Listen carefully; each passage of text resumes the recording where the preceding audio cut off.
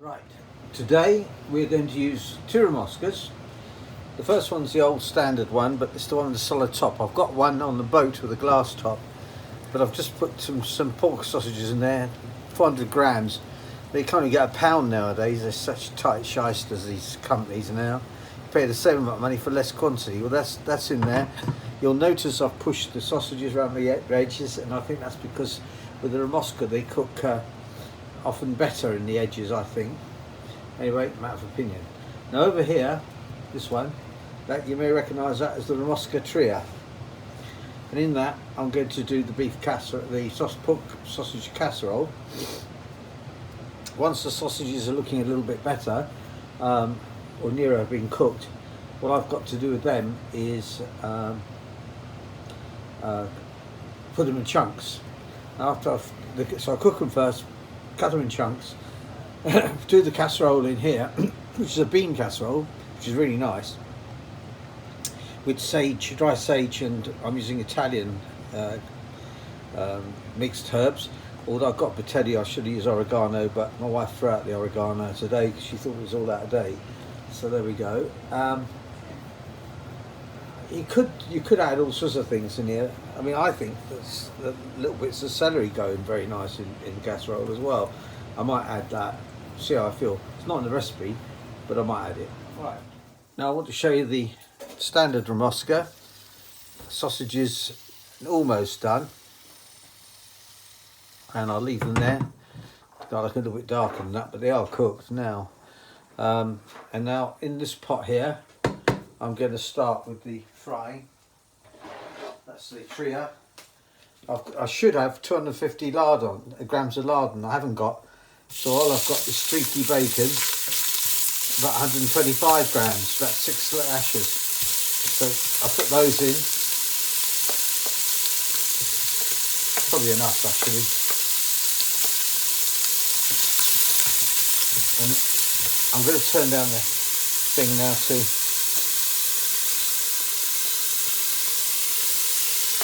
Now I'll put the carrots, onions,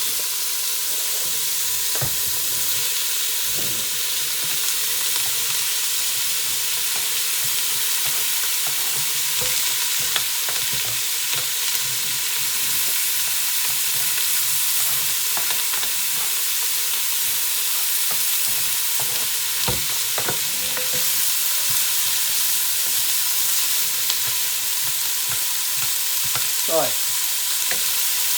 try that till it's softened and the bacon done.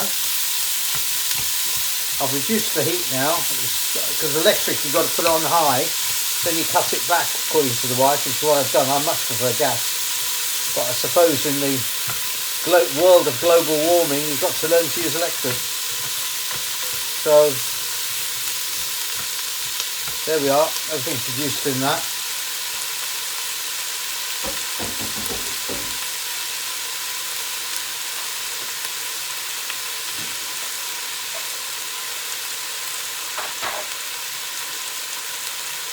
Now, this is not in the recipe, but it's celery. I've added it in because I found some lying around. So I put that in. I gave the other stuff a bit longer to take. That's probably enough in there at the moment. I should have fried these in olive oil, or an olive oil, sunflower oil mix, but I haven't.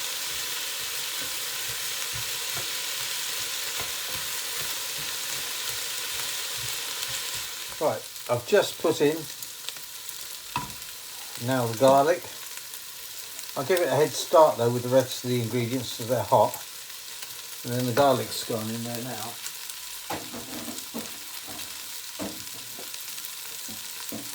Give that a stir. Garlic. I don't like frying the garlic at any high heat. But I've got to fry it now long enough to get rid of the raw smell of garlic.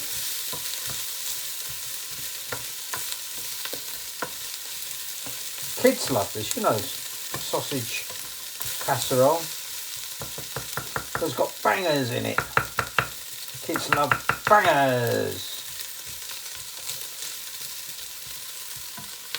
Right, there's the 6 sausages now being chopped into 3 pieces each. That's 6 3s are 18. That means there's 9 each. There's 4.5 each for the wife and myself today. I'll say 4 each for the wife today. Anyway, and you can see that this is getting ready. So now I'm going to start adding the rest of the stuff now. First of all, I'm going to put it in.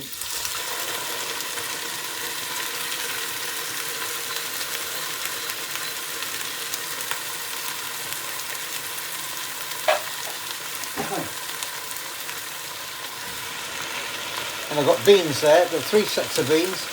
There are sweet corn, brown beans, and I wouldn't put white beans, but I've got mixed beans, so I put them all in there.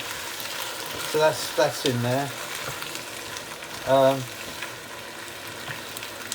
I've turned down the heating on this, but it'll take a while. Because now, what I need to do now is I need to add the stock, which is chicken stock.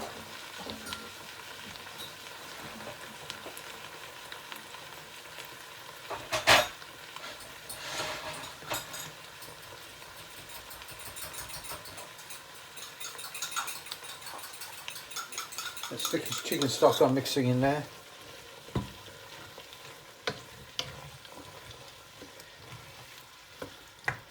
I'll bring it up to a simmer then.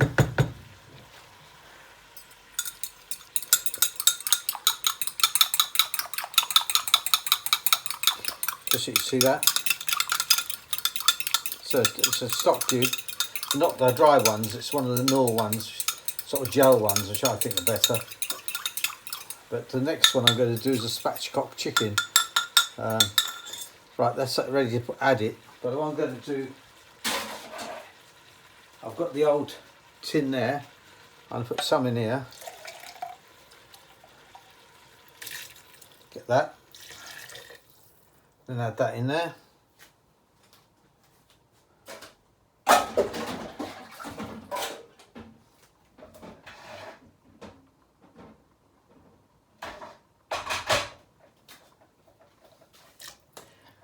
Right, so we've got that in there now, the stock. And now I'm going to add the herbs.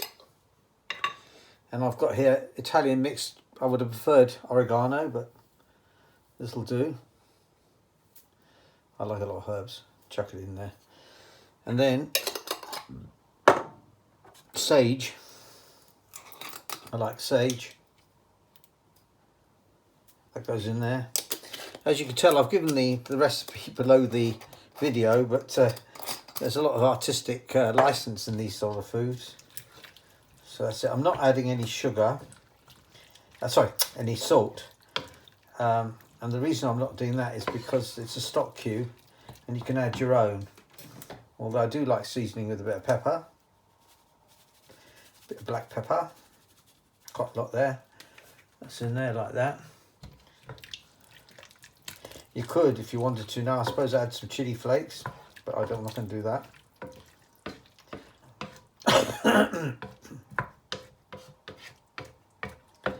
And now I've got to bring this up to a simmer.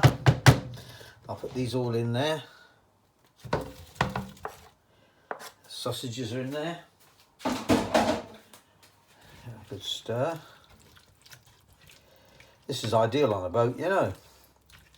Can't go wrong. You'd always buy bangers or some description on some of the islands that I've been to, in some of the countries. Always get something like that. And then you can always get beans. You know, I was just thinking, it's in there. Got another 10 minutes to go. It's simmering there. I